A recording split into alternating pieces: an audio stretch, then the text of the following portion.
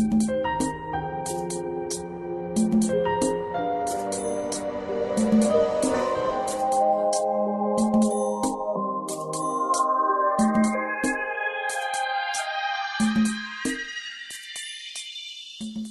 message, mesdames, messieurs, s'adresse tant aux Juifs, qui souvent ne sont pas sionistes, mais conditionnés par le sionisme, des gens qui sont induits en erreur, qu'aux musulmans et aux autres croyants.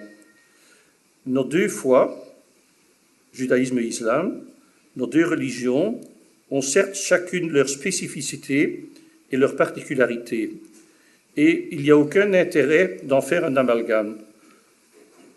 Que les musulmans soient de bons musulmans, que les juifs soient de bons juifs. Mais judaïsme et islam ont aussi beaucoup, mais vraiment beaucoup, en commun et en parallèle.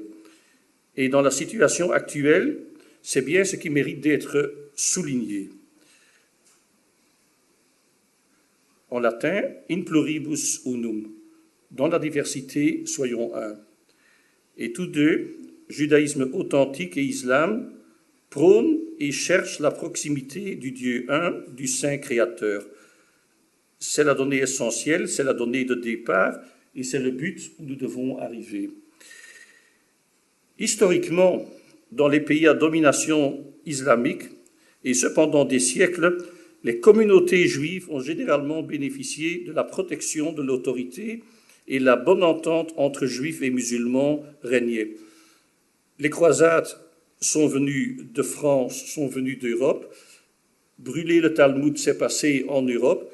Et pendant toute cette période, les Juifs ont connu dans les pays d'islam la protection et la bienveillance. Lors de la Reconquista en Espagne, c'est la Turquie qui a ouvert, qui a même envoyé des bateaux à l'encontre des Juifs pour nous accueillir. En Palestine, sous la domination ottomane, la bonne entente entre nous a toujours réglé. Et c'est le sionisme, cet ennemi de la Torah, qui est venu gravement perturber ces relations harmonieuses en s'affiliant aux grandes puissances, aux puissances impérialistes, en vue de conquérir la Palestine et de la transformer en entité sioniste, dite avant-poste du monde libre. De nos jours, dans la plupart des pays occidentaux, qui sont soit dominés, soit alliés à l'impérialisme américain, se déchaîne la diffamation de l'islam et la discrimination des musulmans. Nous ne pouvons pas nous taire.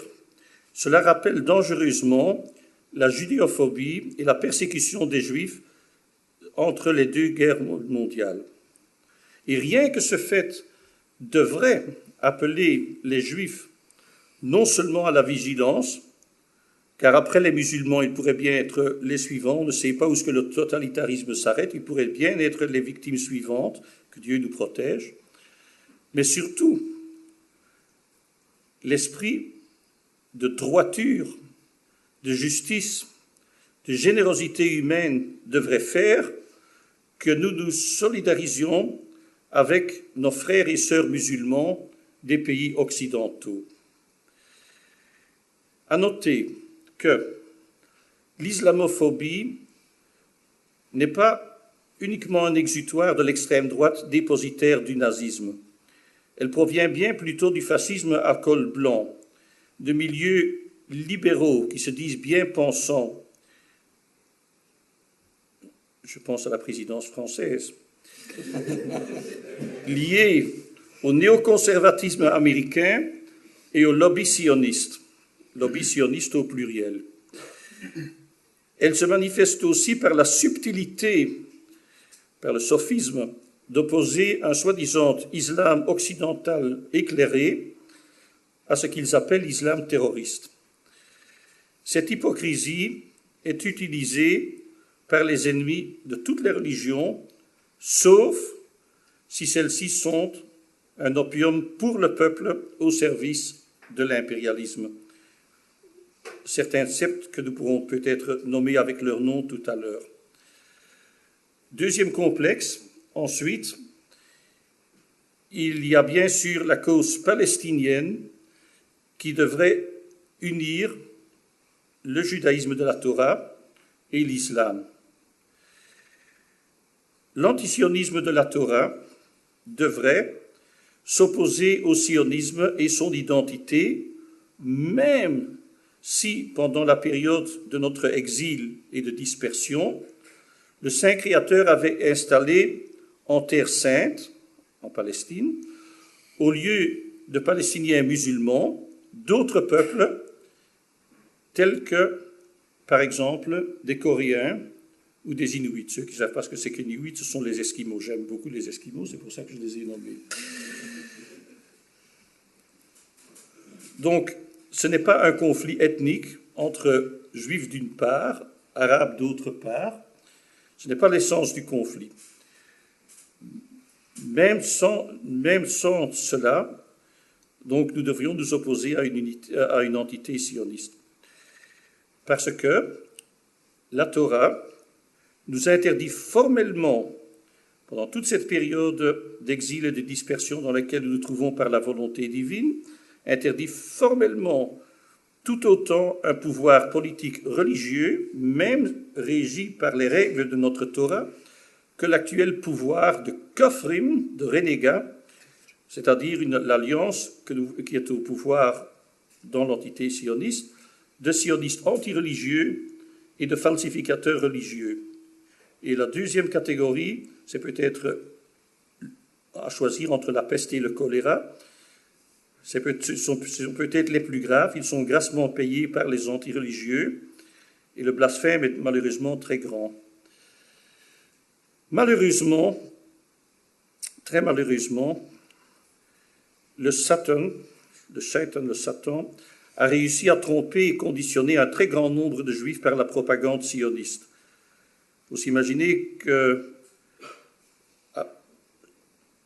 la souffrance des Juifs pendant les événements de la Deuxième Guerre mondiale ont été exploités, et quand on fait une propagande constante envers des gens, leur dire qu'ils sont soi-disant des êtres supérieurs, cela ne peut, non-stop, cela ne peut pas avoir, malheureusement, ne peut pas rester sans retombées négatives que nous connaissons.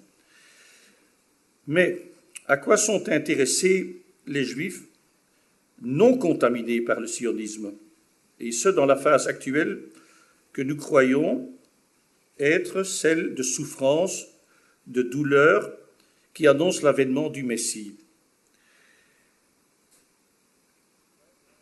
C'est bien sûr que cesse au plus tôt la domination de la Terre Sainte par les sionistes. Pourquoi? Parce que nous sommes convaincus que le sionisme est l'obstacle principal qui empêche la venue du Messie. Ce Messie qui doit venir, il est annoncé par nos prophètes, et qui est attendu non seulement pour les Juifs, mais pour la rédemption de toute l'humanité. Autre question, à qui doit appartenir la Palestine? Pour les bien-pensants, pour les gens honnêtes, bien sûr aux Palestiniens, qui en grande majorité sont musulmans. Il y a aussi des Palestiniens juifs, il y a aussi des Palestiniens chrétiens. En grande majorité, ils sont musulmans. Et au fait, cela a déjà été reconnu par nos saints rabbins dans les années 20 du siècle dernier. Il vaut la peine de nommer ici le juste juif hollandais Jacob Israël de Haan, qui a été assassiné en 1924, qui, au nom du grand rabbin de Jérusalem, avait composé une délégation auprès des rois arabes de l'époque pour dire que, quoi que n'advienne, nous voulons rester avec vous. Et le rabbin Jacob Israël de Haan, non plus, comme moi, il n'avait non plus pas officiellement le titre de rabbin. Il s'apprêtait à partir pour une conférence à Londres, qui était donc la puissance mandataire sur la Palestine à ce moment-là. Et peu avant son départ, il a été lâchement assassiné. Et c'est seulement 50 ans après que l'identité des des assassins, des meurtriers a été dévoilé, mais cela se met une grande terreur dans les rangs des Juifs, et cela nous a jetés bien en arrière. Et donc, ce fait donc, ce qui semble pour nous l'évidence même, et qui malheureusement ne l'est pas pour autrui, donc que la Palestine doit appartenir aux habitants du pays, aux musulmans, en grande majorité. Cela a même été à l'époque reconnu par un rabbin allemand qui était jeune à l'époque, en 1934, dans un écrit intitulé « Retour au judaïsme ». Et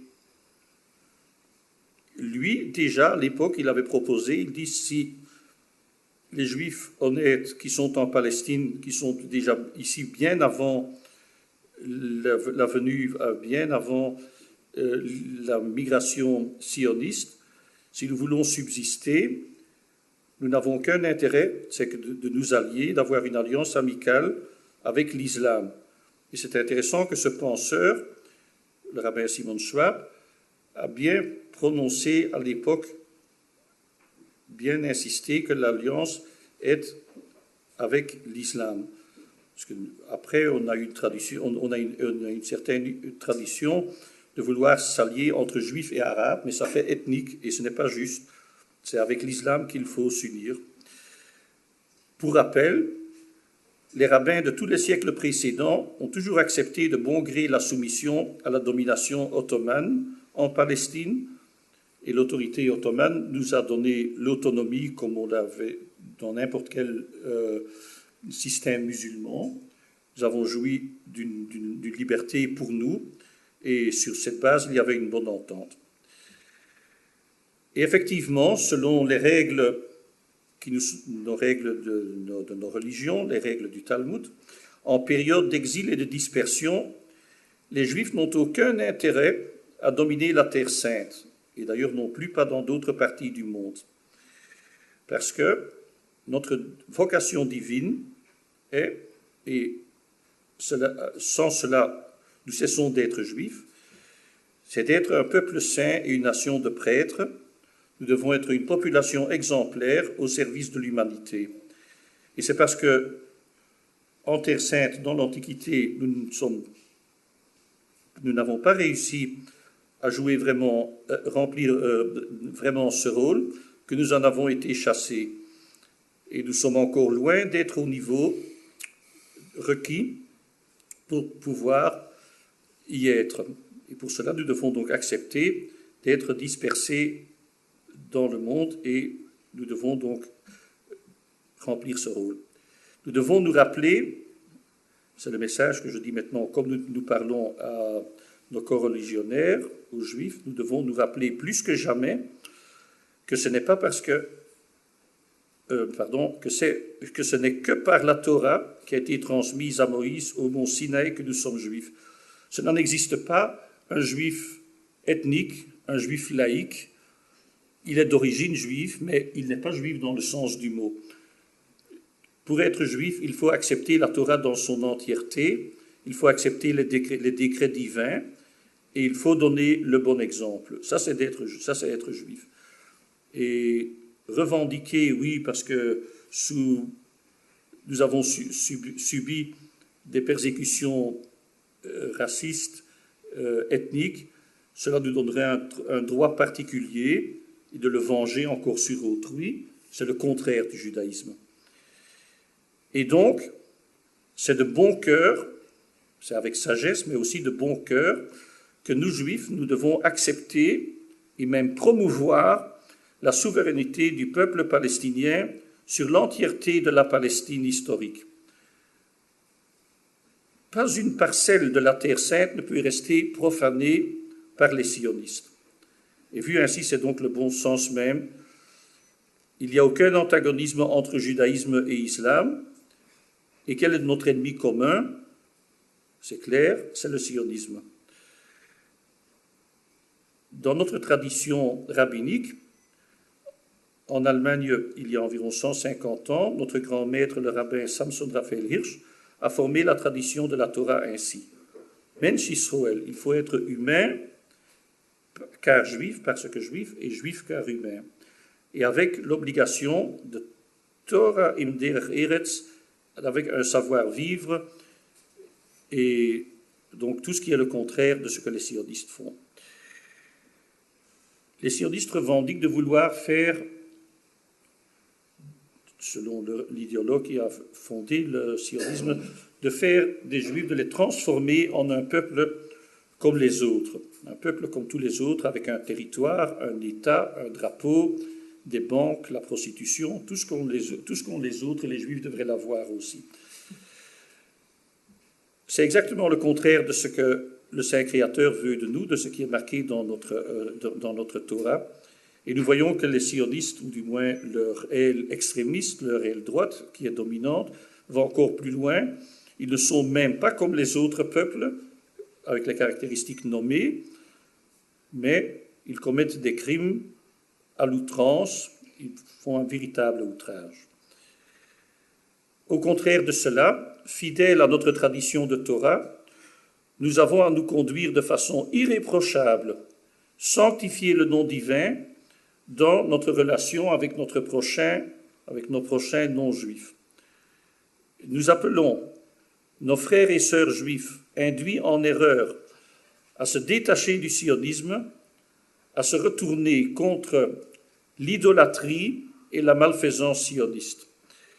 Et en premier lieu, contre la falsification de la Torah nommée sionisme religieux. Le retour à la source, c'est le retour à la Torah, non falsifiée, donc à notre véritable identité. Nous devons compatir avec les victimes non juives du sionisme, parce qu'il y a aussi les victimes juives du sionisme, mais les victimes non juives du sionisme, et pour ne pas rester dans un langage ésotérique, pour nommer les faits par leur nom, nous devons soutenir la résistance islamique palestinienne. Et cela contrairement au gouvernement arabe qui laisse souffrir Gaza et craignent la révolution islamique dans leur propre pays. La compassion et la bienfaisance sont des traits indélébiles des enfants d'Abraham et de toute âme juive qui a été présente au mont Sinaï lors du don de la Torah. Et l'Amalek, le Haman sioniste, est tout le contraire de cela. Notre proposition d'alliance stratégique, amicale, entre judaïsme et islam, contre le sionisme, resterait incomplète sans faire l'éloge, sans exprimer notre soutien à la République islamique d'Iran, le fruit de la révolution islamique de 1979. Cette révolution islamique a fait ses preuves et donne des impulsions spirituelles indispensables de très haute qualité aux aspirations des peuples du monde qui luttent pour leur souveraineté contre le sionisme, l'impérialisme et toute forme d'injustice. Et c'est dans ce sens et dans ce contexte que nous formulons cet appel à initier et à développer l'indispensable alliance amicale entre judaïsme et islam, entre juifs et musulmans. Je voudrais encore insister ici sur le petit mot stratégique. Ce n'est pas une tactique, ce n'est pas à cause des graves problèmes qu'il y a dans le monde actuel, qui ont été nommés en partie dans cette déclaration. C'est stratégique. Il faut voir avec un long but spirituel.